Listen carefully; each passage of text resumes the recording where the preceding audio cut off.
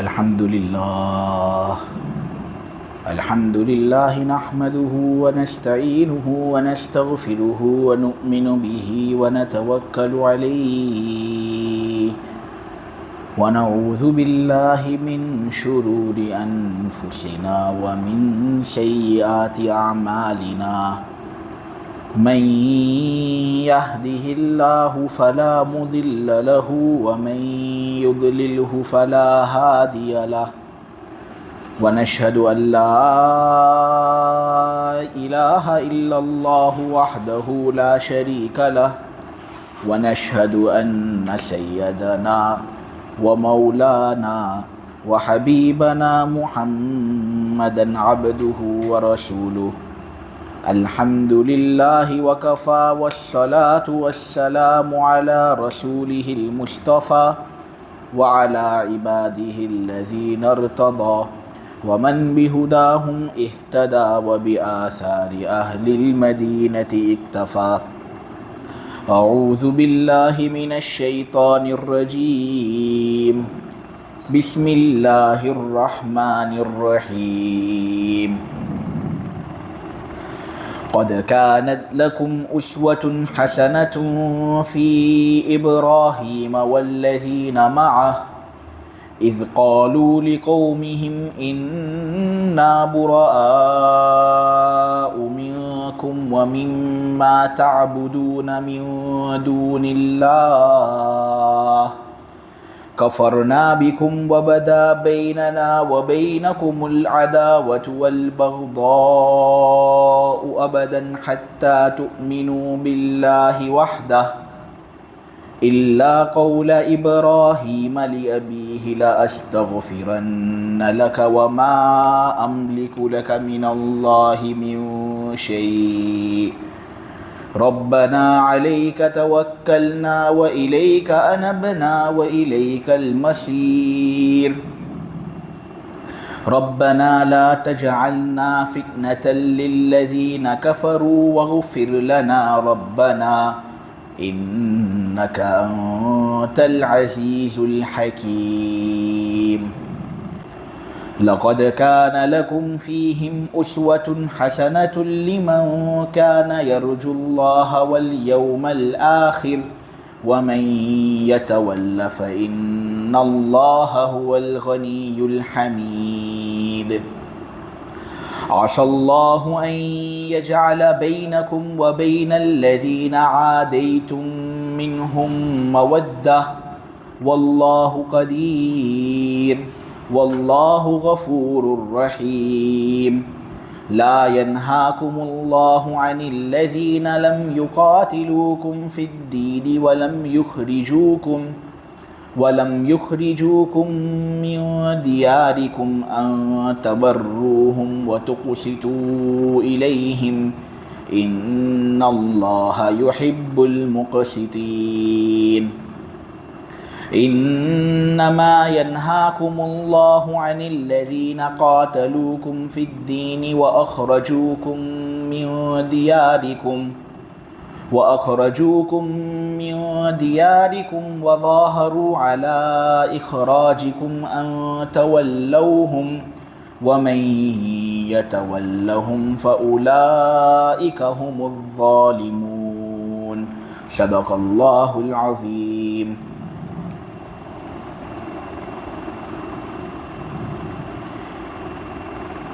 تمہارے لیے ابراہیم اور ان کے ساتھیوں میں ایک بہترین نمونہ ہے جب انہوں نے اپنی قوم سے یہ بات کہی تھی کہ یقیناً ہمارا تم سے اور اللہ کو چھوڑ کر جن کی تم عبادت کرتے ہو ان سے کوئی تعلق نہیں، تمہارے جو عقائد ہیں ہم نے ان کا پرزور انکار کیا، ہمارے اور تمہارے درمیان ہمیشہ کے لیے دشمنی اور بغض پیدا ہو گیا ہے جب تک کہ تم فقط اللہ پر ایمان نہ لے آؤ۔ ہاں البتہ ابراہیم نے اپنے والد سے یہ بات ضرور کہی تھی کہ میں آپ کے لیے ضرور اللہ سے مغفرت طلب کروں گا، حالانکہ اللہ تبارک و تعالیٰ کے یہاں میں تم کو ذرہ برابر بھی فائدہ پہنچانے کا اختیار نہیں رکھتا۔ اے ہمارے پروردگار، تجھ ہی پر ہم نے بھروسہ کیا ہے، تیری ہی طرف ہم نے رجوع فرمایا ہے اور تیری ہی طرف لوٹ کر سب کو جانا ہے۔ اے ہمارے رب، کافر لوگوں کے لیے ہمیں تخت مشق مت بنا۔ اے ہمارے رب، ہمیں معاف فرما دے۔ یقیناً تو غلبے کا مالک ہے، صاحب اقتدار ہے، خوب حکمتوں کا مالک ہے۔ ابراہیم اور ابراہیم کے ساتھیوں میں لوگوں تمہارے لیے ایک بہترین نمونہ ہے، یعنی تم میں سے ان لوگوں کے لیے ایک بہترین نمونہ ہے جو اللہ اور آخرت کی دن کی امید رکھتے ہوں۔ جو شخص نصیحت سے اپنا چہرہ پھیرے گا تو وہ جان لے کہ اللہ بڑا بے نیاز بذات خود قابل تعریف ہے۔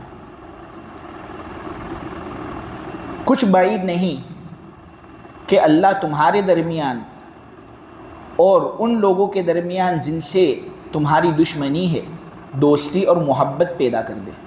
اللہ ہر چیز پر قادر ہے۔ اللہ بڑا بخشنے والا ہے، ایمان والوں پر بالخصوص بڑا مہربان ہے۔ وہ لوگ جنہوں نے دین کے سلسلے میں تم سے قتال نہیں کیا، نہ تم کو تمہارے گھروں سے نکالا، اللہ تم کو اس بات سے منع نہیں فرماتا کہ تم ان کے ساتھ نیکی کا معاملہ کرو اور تم ان کے ساتھ انصاف والا برتاؤ کرو۔ یقین جانو اللہ تو انصاف کرنے والوں سے محبت کرتا ہے۔ وہ لوگ جنہوں نے دین کے سلسلے میں تم سے قتال کیا اور انہوں نے تمہارے گھروں سے تم کو باہر نکالا، تم کو نکالنے پر جنہوں نے ایک دوسرے کی مدد کی، اللہ تم کو منع فرماتا ہے اس بات سے کہ تم ایسے لوگوں سے دوستی کرو۔ جو شخص ایسے لوگوں سے دوستی کرے گا یہی ہے وہ لوگ جو بڑے ظالم ہیں، جو اپنے آپ پر ظلم کرتے ہیں۔ سورہ ممتحنہ کی تفسیر کا آج دوسرا دن ہے۔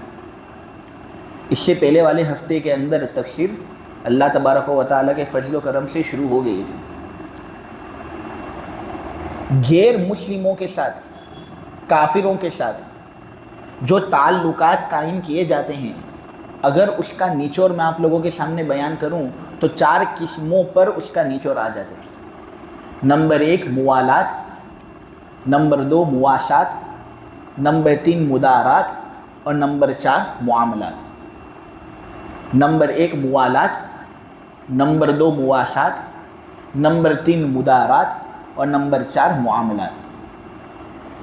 موالات کافروں کے ساتھ کرنا بالکل بھی جائز نہیں، شریعت کے اندر اس کی اجازت لوگوں کو نہیں دی گئی ہے کسی بھی حال میں۔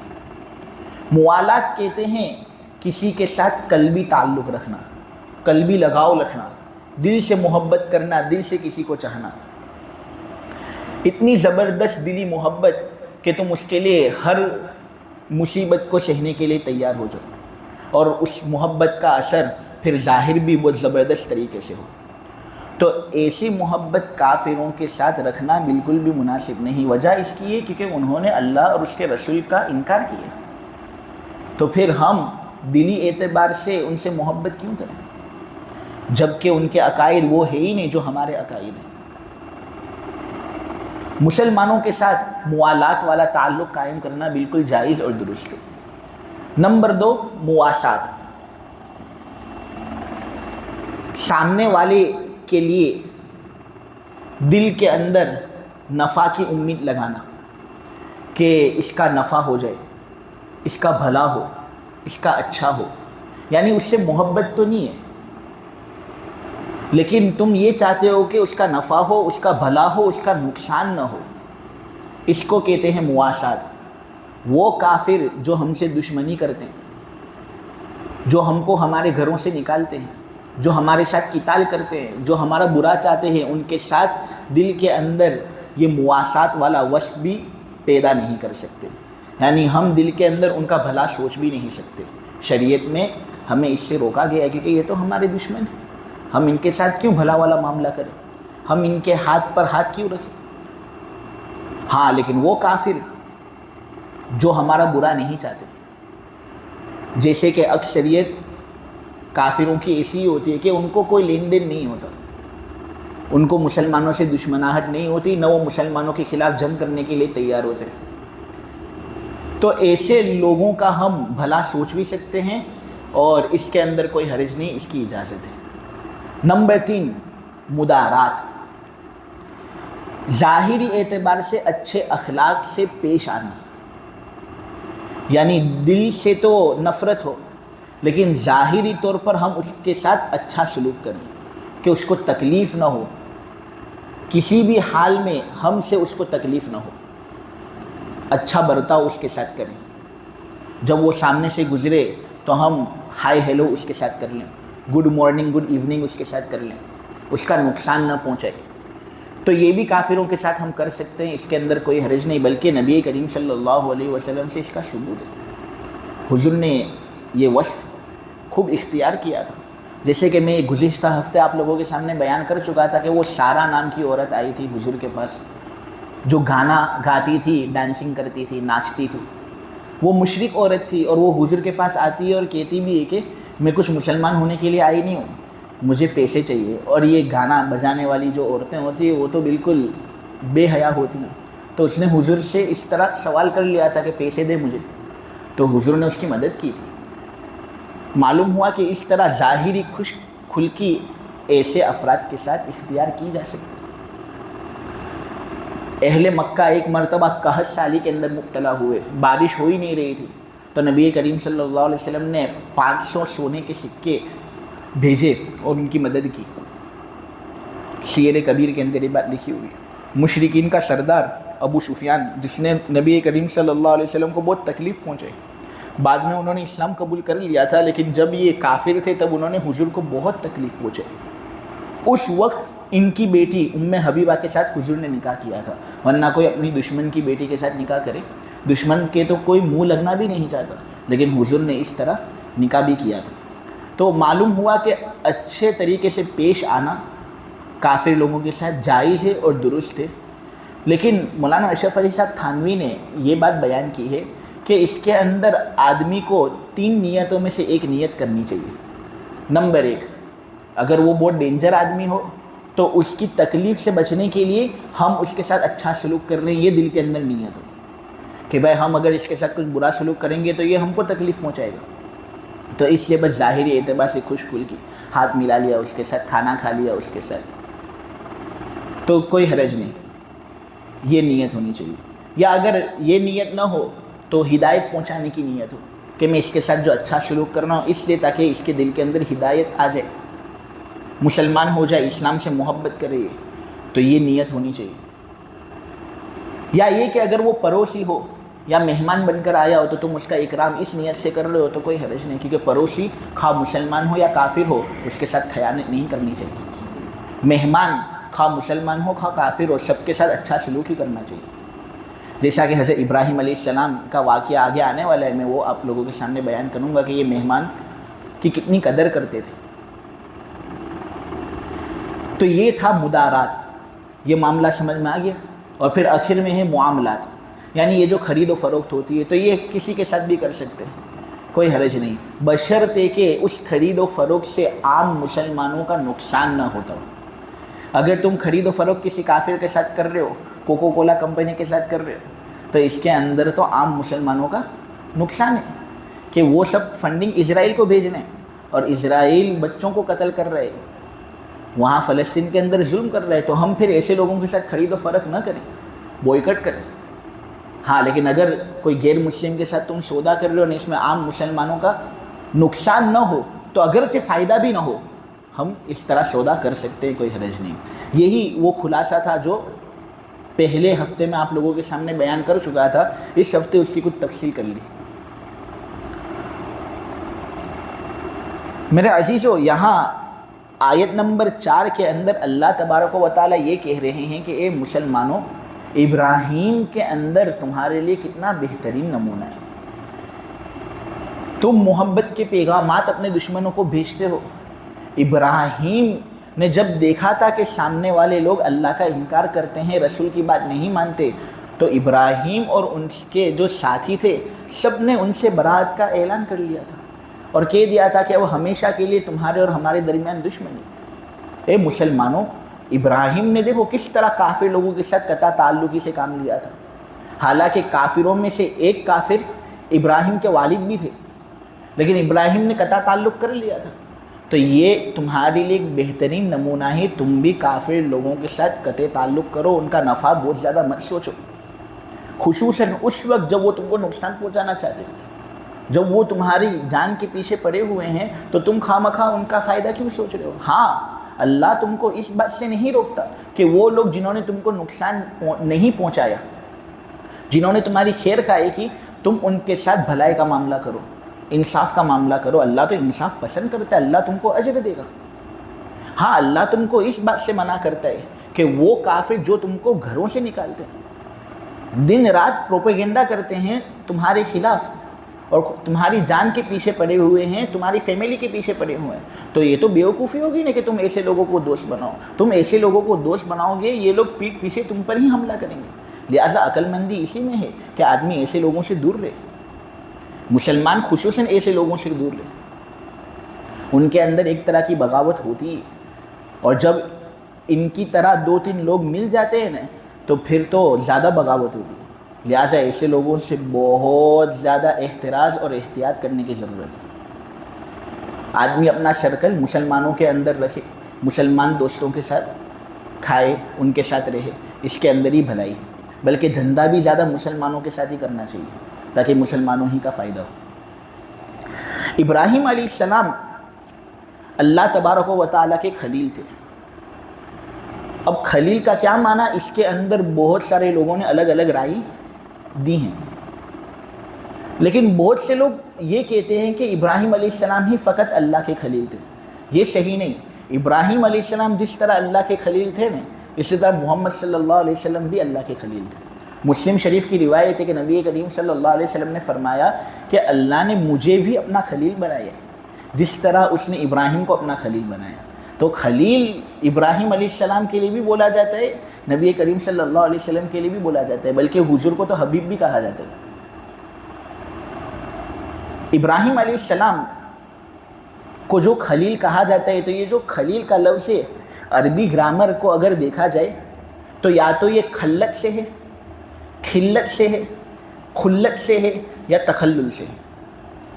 علمی بحث ہے، اس سے ذرا تیزی کے ساتھ میں اس کو پورا کرتا ہوں، کیونکہ بہت سے لوگ ریکارڈنگ کے اندر بھی یہ سب چیزیں سنتے ہیں، تو وہ کہتے بھی ہیں کہ ذرا علمی بحثیں بھی ہونی چاہیے، کیونکہ اہل علم بھی سنتے ہیں۔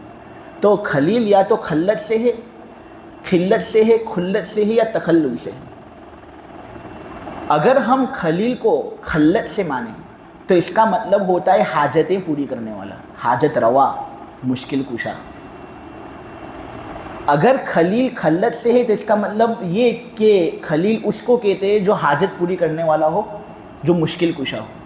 تب اس صورت میں اللہ ابراہیم علیہ السلام کے خلیل تو ہوں گے، لیکن ابراہیم اللہ کے خلیل نہیں ہوں گے، کیونکہ ابراہیم کہاں اللہ کی مشکل کو کھول سکتے ہیں، اللہ کی حاجتیں پوری کر سکتے ہیں۔ اللہ کی تو کوئی حاجت نہیں، اللہ کے لیے کوئی چیز مشکل نہیں۔ تو اگر خلیل خلت سے ہو نا تو اس صورت میں اللہ تو ابراہیم علیہ السلام کے لیے خلیل ہوں گے، لیکن ابراہیم اللہ کے لیے خلیل نہیں ہوں گے۔ ہاں، لیکن اگر خلیل کھلت سے ہے یا کھلت سے ہے یا تخلل سے ہے تو پھر ابراہیم بھی اللہ کے لیے خلیل بن سکتے ہیں اور اللہ بھی ابراہیم کے لیے خلیل بن سکتے ہیں۔ کھلت سے اگر ہم خلیل کو مانیں تو اس کا مطلب یہ کہ یہ وہ شخص ہے جس کے اندر اچھی عادتیں ہیں۔ تو چونکہ ابراہیم علیہ السلام کے اندر اللہ نے بہت زیادہ اچھی عادتیں رکھی تھی، جیسا کہ اس کا تذکرہ میں کروں گا، اس لیے حضرت ابراہیم کو خلیل کہا جاتا ہے۔ کھلت سے اگر مانیں تو یہ تو معنی ہم سب جانتے ہیں، دوستی۔ چونکہ ابراہیم اللہ کے دوست تھے، اللہ ابراہیم کے دوست تھے، اس لیے ابراہیم علیہ السلام کو خلیل کہا جاتا ہے۔ ایک معنی ہے تخلل والا، داخل ہو جانا۔ خلیل اس شخص کو کہتے ہیں جس کی محبت دل کے اندر داخل ہو گئی ہو۔ ابراہیم علیہ السلام کی محبت چونکہ اللہ میں داخل ہو گئی تھی اور اللہ کی محبت ابراہیم کے رگ و ریشے کے اندر تھی، اس لیے ابراہیم علیہ السلام کو خلیل کہا جاتا ہے۔ ملا علی قاری کہتے ہیں کہ حضور کو جو حبیب کہا گیا نے تو یہ حبیب خلیل سے بھی زیادہ اونچا ہے۔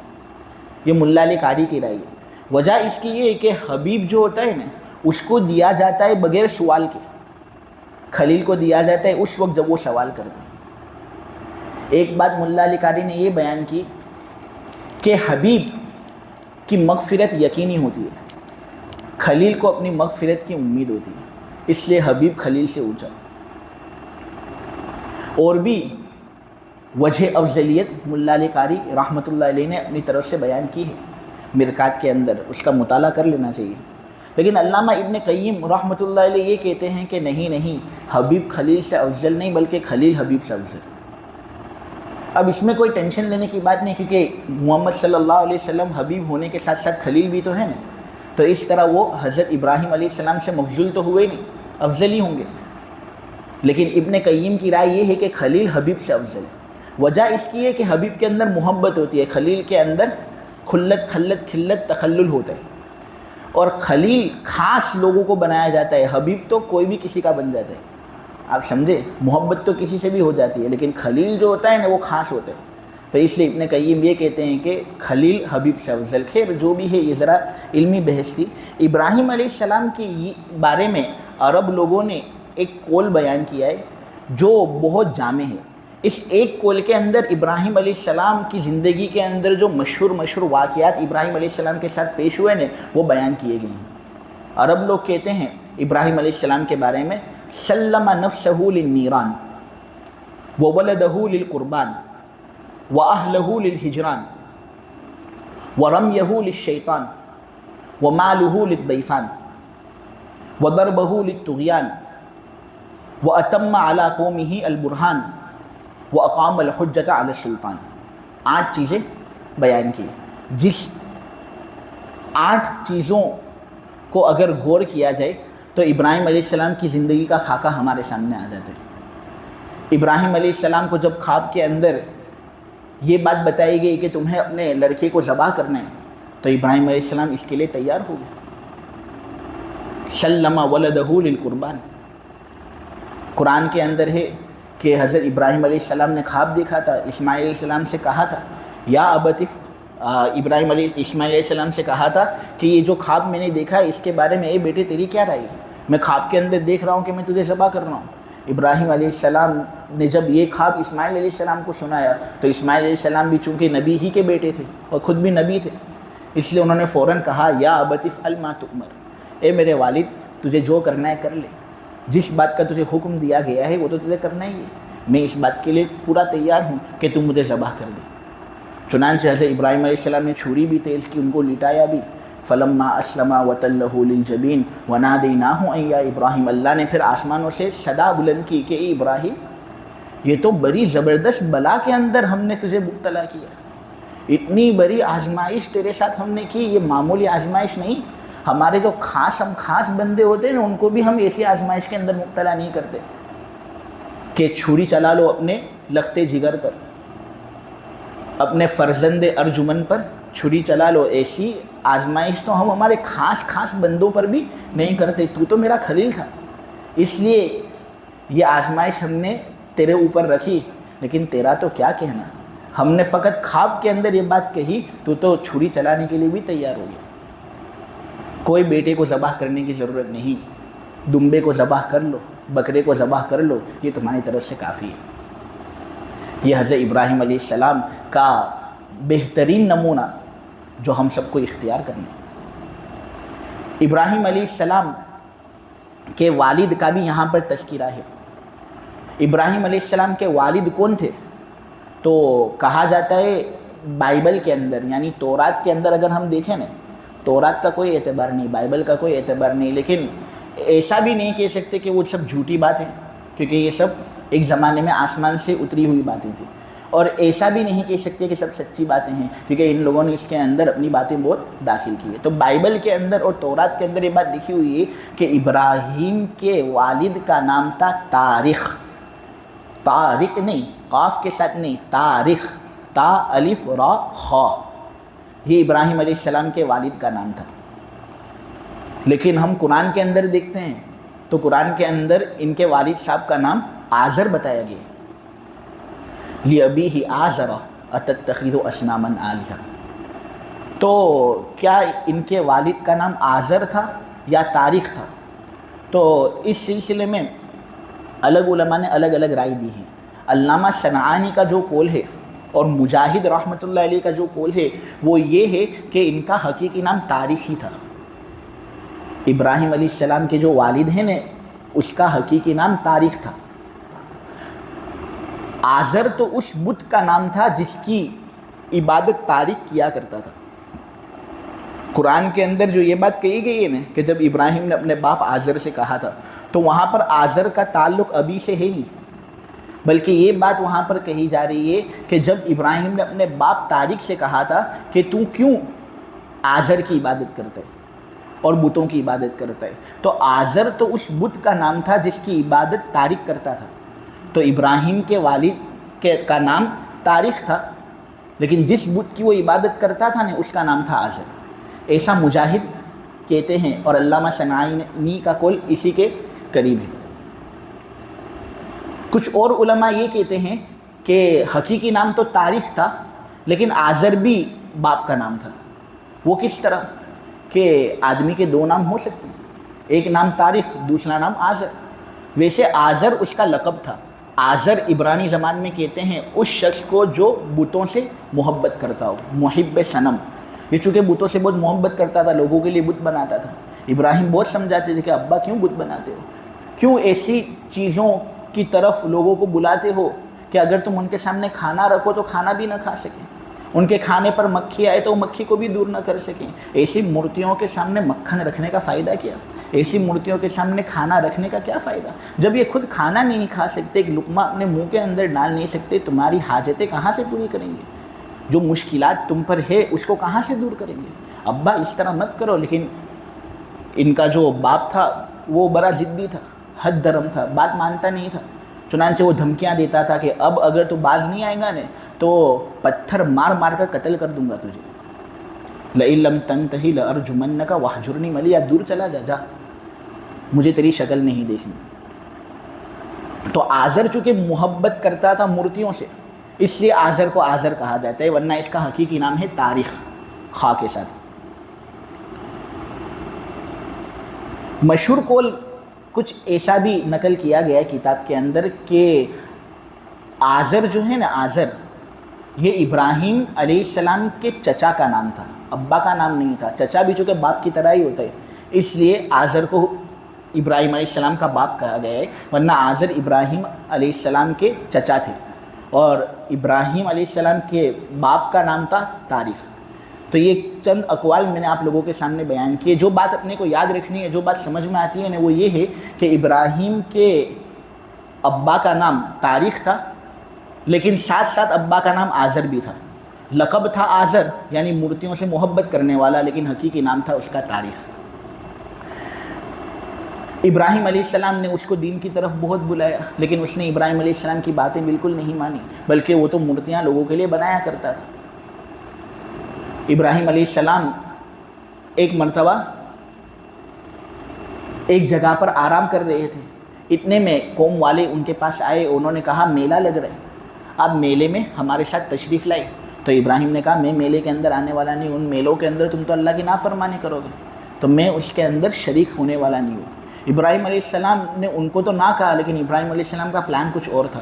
ابراہیم علیہ السلام یہ چاہتے تھے کہ یہ لوگ سب میلے کے اندر چلے جائے اور میں مندر کے اندر جاؤں۔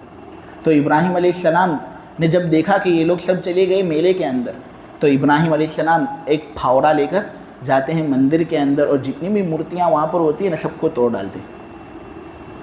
وَضَرْبَهُ لِلطُّغْيَانِ، اور جو سب سے بڑا بت ہوتا تھا نا اس کے گردن کے اندر ابراہیم علیہ السلام نے پھر وہ پھاوڑا لٹکا دیا۔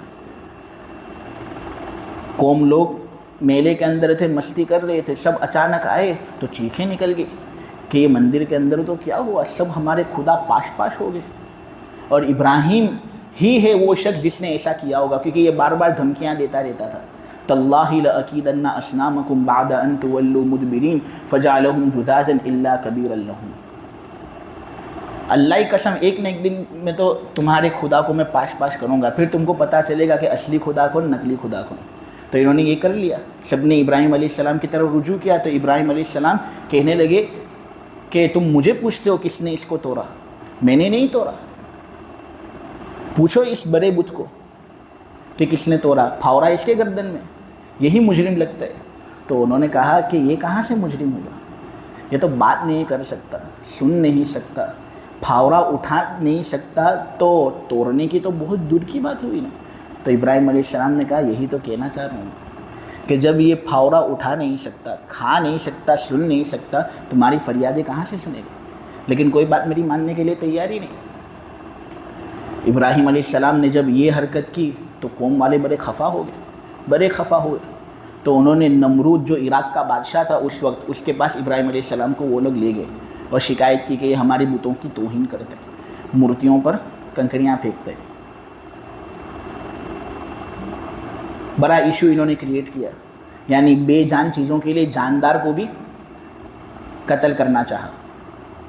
نمرود نے کہا کیا کہتا ہے تو، یہ کیا تو نئے خدا کی طرف لوگوں کو بلاتا ہے اور ان کی مورتیوں کو توڑتا ہے، یہ چیز مناسب نہیں۔ تو انہوں نے کہا کہ نقلی خدا سے تو بازی رکھوں گا میں اور اصلی خدا ہی کو بلاؤں گا۔ تو انہوں نے نمرود کے سامنے جب یہ بات کہی تو نمرود نے کہا اے ابراہیم میں ہی تیرا خدا ہوں۔ تو ابراہیم علیہ السلام نے کہا اچھا اب تو خدا بنے گا۔ اس کا تذکرہ قرآن کے اندر ہے، اذ قال ابراہیم ربی الذی یحیی و یمیت قال انا احیی و امیت قال ابراہیم فإن اللہ یأتی بالشمس من المشرق فأت بها من المغرب۔ ابراہیم نے کہا میرا رب تو لوگوں کو زندہ کرتا ہے، لوگوں کو مارتا ہے، اس کی شان ایسی زبردست ہے کہ لوگوں کو اس نے عدم سے وجود بخشا، اور جب وجود دیتا ہے تو ایک عرصے بعد وہ مارتا ہے۔ سب جانیں اس کی قبضے میں ہے، ہم اللہ تبارک و تعالیٰ کی مصلحت کو نہیں جان سکتے کہ کیوں لوگوں کو موت دیتا ہے۔ کبھی کبھی ہمیں ایسا لگتا ہے کہ موت بچے کی ہوگی، فیملی کی ہوگی، معصوم بچے، اللہ نے کیوں معصوم بچوں کو قتل کیا؟ تو وہ ایک جز ہمارے سامنے ہے، ہماری عقلیں بڑی محدود ہیں، اللہ کے سامنے تو پورا پکچر ہے۔ اللہ جو کرتا ہے ہم اللہ کو سوال تو کر نہیں سکتے نا کہ تو کیوں ایسا کرتا ہے، کیونکہ اللہ کو سوال کرنے کے لیے ہمارے اندر بھی پھر وہ عقل ہونی چاہیے، لیکن وہ عقل تو ہمارے اندر ہے نہیں۔ لہٰذا اللہ تبارک و تعالیٰ کی شان اتنی زبردست کہ وہ تمام چیزوں کو موت بھی دیتا ہے، تمام چیزوں کو زندہ بھی کرتا ہے۔ اے نمرود تو اگر خدا ہے تو یہ کر کے دکھا۔ نمرود نے کہا اچھا یہ تو میں کر سکتا ہوں۔ چنانچہ نمرود نے کیا ایسا کہ ایک بے قصور وہاں پر تھا، اس بے قصور کو بلاتا ہے اور جلاد کو کہتا ہے اس کو قتل کر دے۔ پھر اس کے قید خانے کے اندر ایک مجرم ہوتا ہے جس کو نمرود نے دھمکی دی تھی کہ میں تجھے قتل کر دوں گا، اس کو نمرود بلاتا ہے اور کہتا ہے جا تجھے چھوڑا۔ نمرود کہتا ہے دیکھ ابراہیم میں خدا نہیں ہوں تو اور کیا ہوں، میں نے زندہ بھی رکھا ایک شخص کو اور میں نے ایک شخص کو موت بھی دی۔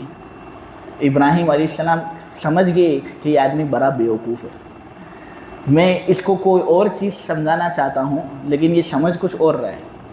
تو ابراہیم علیہ السلام نے کہا کہ اچھا میرا رب روزانہ سورج مشرق سے نکالتا ہے اور مغرب کے اندر اس کو لے جاتا ہے، تو اگر خدا ہے تو ایک دن اس کو مغرب سے نکال اور مشرق کے اندر لے جا۔ وہ ابراہیم علیہ السلام کا منہ دیکھتا رہ گیا اور اتنا زیادہ ذلیل ہوا نے وہ کہ اس نے باقاعدہ ابراہیم علیہ السلام کو سب کے سامنے سزا دینے کا اعلان کیا کہ اس کو میں سب کے سامنے سزا دوں گا۔ چنانچہ اس نے ایک بڑی آگ تیار کی، زبردست آگ، اتنی خطرناک آگ کہ ایک شخص کو قتل کرنے کے لیے اتنی خطرناک آگ کی ضرورت نہیں ہوتی، لیکن پھر بھی اس کو ایک تماشا کریٹ کرنا تھا، تماشا اس کو لگانا تھا۔ چنانچہ اس نے ایک بڑی آگ تیار کی اور ابراہیم علیہ السلام کو من جنیب کے ذریعے سے اس پر پھینکنا چاہا۔ ابراہیم علیہ السلام جب من جنیب پر آتے ہیں اور ان کو اس طرح آگ کے اندر روانہ کرنے کی تیاری ہوتی ہے تو ابراہیم علیہ السلام بالکل بھی گھبراتے نہیں، بالکل بھی گھبراتے نہیں ہیں۔ کیوں؟ کیونکہ ان کو معلوم ہے کہ یہ جس ذات کی نوکری کرنے وہ ذات کبھی بھی ان کو رسوا نہیں کرے گا۔ ان کا اللہ پر بھروسہ بہت زیادہ تھا، ہماری طرح نہیں بلکہ بہت زیادہ بھروسہ اللہ پر۔ چنانچہ وہ بالکل گھبراتے نہیں ہیں، تو اللہ تبارک و تعالیٰ بھی ان کی مدد کرتا ہے۔ قرآن کے اندر ہے جب من جنیب کے ذریعے سے ان کو آگ کے اندر پھینکا گیا تو اللہ نے آگ ہی کو حکم دیا، قلنا یا نار کونی بردا و سلاما علی ابراہیم، اے آگ تجھے پتہ ہے تیرے پاس کون آنے والے ہیں؟ یہ نالائق بندوں نے اس کی قدر نہیں کی، یہ جو ہے یہ بہت عزیز ہے، نہ اس کا مرتبہ میرے یہاں پر بہت اونچا ہے، اس لیے اے آگ تیری فطرت ہے یہ کہ تو لوگوں کو جلا کر رکھ دیتی ہے، میرے اس بندے کے لیے تو اپنی فطرت ہی بدل دے، تو جلاتی ہے، آج تو میرے اس بندے کے لیے ٹھنڈی اور سلامتی والی بن جا۔ آگ نے کہا کہ اے رب تو نے ہی مجھے پیدا کیا، نے گرما ہٹ والی جو صفت ہے تو نے ہی میرے اندر اس کو پیدا کی ہے، تو اگر یہ چاہتا ہے کہ میں اس کے لیے برودت والی ثابت ہو جاؤں تو میں اس کے لیے تیار۔ وہ آگ پوری کی پوری ابراہیم علیہ السلام کے لیے برودت والی بن گئی۔ لوگوں کو ایسا لگ رہا تھا کہ ابراہیم علیہ السلام آگ کے اندر تڑپ رہے ہیں اور جل رہے ہیں، لیکن ابراہیم علیہ السلام تو اس آگ کے اندر بادشاہ کی طرح بیٹھے ہوئے تھے، کیونکہ وہ آگ ان کے لیے ٹھنڈی اور سلامتی بن گئی تھی۔ سلم نفسہ للنیران، اللہ تبارک و تعالیٰ نے ان کو حکم دیا کہ تمہاری جو فیملی ہے اس کو تم ویران جنگل کے اندر چھوڑ کر آ جاؤ۔ کوئی آدمی اپنی فیملی کو ویران جنگل کے اندر چھوڑتا ہے؟ کتنی محبت ہوتی ہے ایک آدمی کو اپنی فیملی سے، اپنی بیٹی سے کتنی محبت۔ بہت سے نوجوان بیٹھے ہوئے ان کو معلوم نہیں ہے کہ آدمی کو اپنی اولاد سے کتنی محبت ہوتی ہے۔ جب اولاد پیدا ہوتی ہے نا تو پھر وہ کچھ بھی کر لیتا ہے اپنے اولاد کے لیے، اپنی بیوی کے لیے، فیملی کے لیے، ماں باپ کے لیے۔ جب آدمی کچھ بڑا ہوتا ہے تو اس کے اندر یہ سب سمجھ بوجھ آتی ہے کہ کتنی زیادہ محبت اولاد اور فیملی کی ہوتی ہے اس کے دل میں۔ اسی فیملی کو حضرت ابراہیم علیہ السلام کو اللہ حکم دے رہے کہ ویران جنگل کے اندر چھوڑ کر چلے جاؤ۔ ابراہیم علیہ السلام نے اس پر بھی کوئی چونو چرا نہیں کیا۔ ربنا انی اسکنت من ذریتی بواد غیر ذی زرع، تو نے کہا اس لیے میں چھوڑ کر آ گیا ایسی وادی کے اندر جس کے اندر کوئی پھل نہیں، جس کے اندر کوئی کھیتی نہیں۔ آج کے زمانے میں لوگ دور دور سے جاتے ہیں اس وادی کو دیکھنے کے لیے، حج کرتے ہیں، عمرہ کرتے ہیں، لیکن اس زمانے میں تو کچھ نہیں تھا۔ اللہ کی خاطر ابراہیم علیہ السلام نے اتنی بڑی قربانی، وقت آیا تو اپنے بیٹے پر چھری چلانے کے لیے تیار، شیطان بہکانے کے لیے بھی آیا تھا۔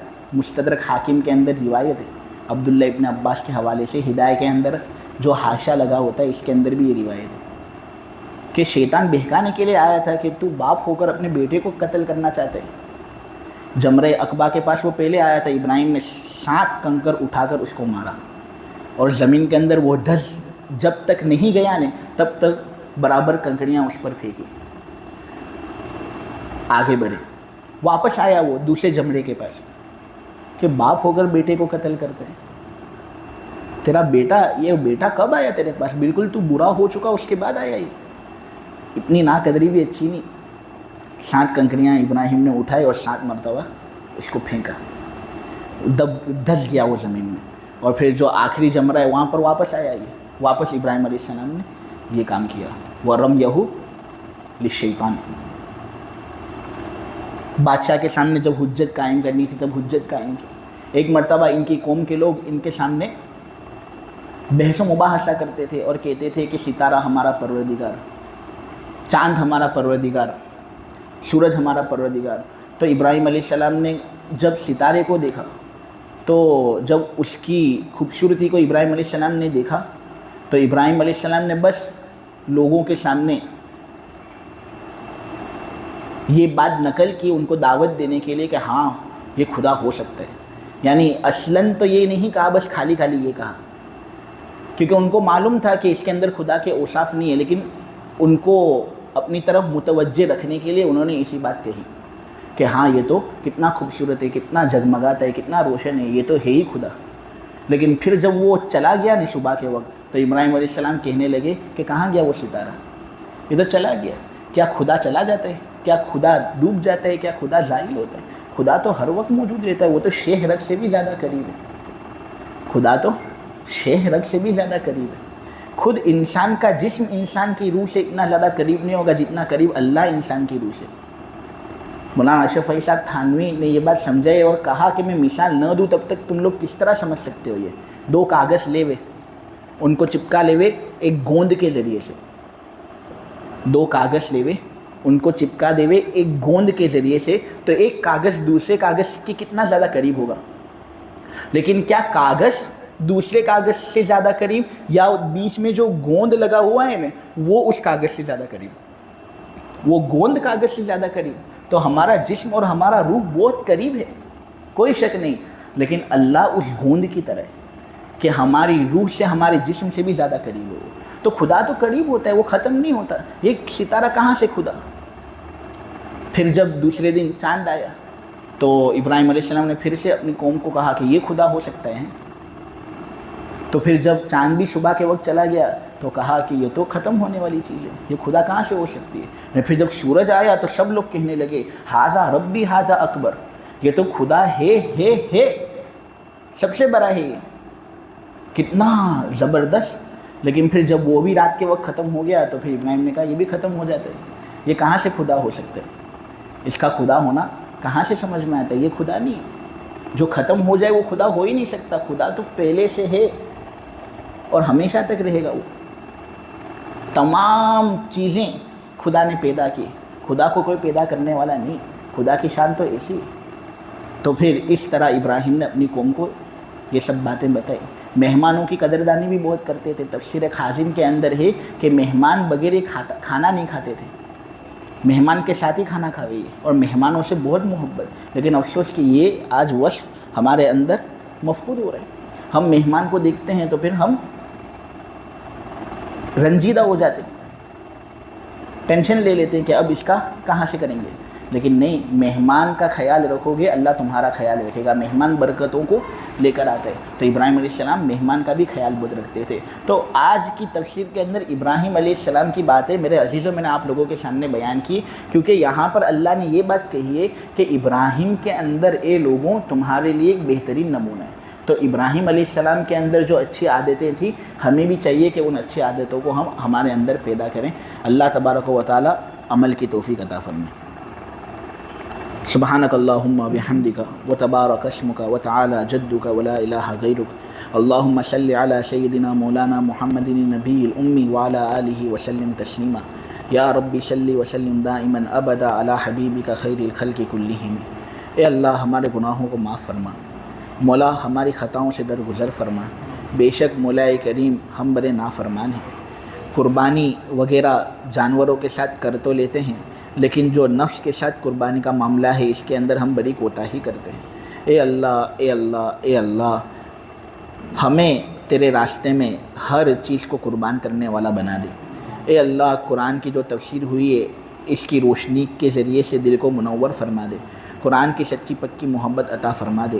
اے اللہ جب تک تو زندہ رکھ قرآن ہی پر ہمیں زندہ رکھ، اور جب موت آوے تو قرآن ہی پر اے اللہ تو ہمیں موت دینا۔ مولا کریم ابراہیم علیہ السلام کے اندر جو اچھی عادتیں ہیں وہ اچھی عادتیں ہمارے اندر بھی پیدا کرنے کی قدرت تیرے اندر ہے۔ مولا کریم تو ان اچھی عادتوں کو ہمارے اندر پیدا فرما دے۔ مولا کریم یہ لوگ الگ الگ علاقوں سے آتے ہیں قرآن کی تفسیر سننے کے لیے، ان کی اس محنت کو مجاہدے کو قبول فرمانا۔ اے اللہ اے اللہ اے اللہ ان کو کچھ فائدہ ہو ایسی صورتحال پیدا فرمانا، بغیر فائدے کے یہ لوگ واپس لوٹیں اس صورت سے ان کی حفاظت کرنا۔ اے اللہ ان کو بھی عمل کرنے والا بنا دے، اور ان کی بدولت اے اللہ تو میری بھی مغفرت فرما دے۔ وصلی اللہ تعالی علی خیر خلقہ محمد وعلی آلہ وصحبہ اجمعین برحمتک یا ارحم الراحمین۔